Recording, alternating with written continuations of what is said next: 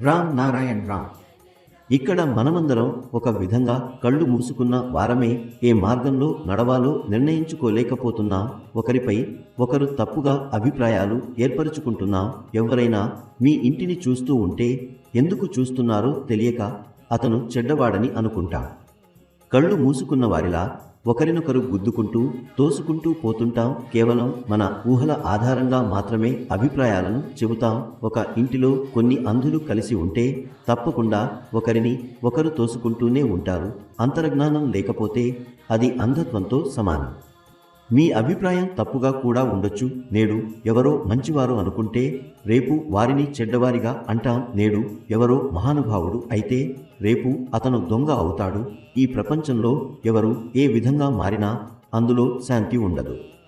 అందరూ ఒకే తెర వెనుక జీవించాలి. ప్రతి ఒక్కరూ గుప్తంగా జీవిస్తారు. మనసులోని భావాలను అర్థం చేసుకోవాలా లేదా అనే సందేహంతో మౌనం వహించేస్తాం. ఇక్కడ ఏదైనా మాట్లాడాలన్నా ఏం జరుగుతుందో అనే భయంతో ఉండాలి. ప్రేమ, అనురాగం, సంబంధాలన్నీ ప్రమాదంలో ఉన్నాయి. మనం ప్రమాదకరమైన పనులు చేయాల్సిన పరిస్థితి, మనసుకు కావాల్సిన ఆహారం దొరకడం లేదు. రేపు ఏమవుతుందో అనే ఆలోచనతోనే జీవితం గడుపుతూ ఉన్నాం.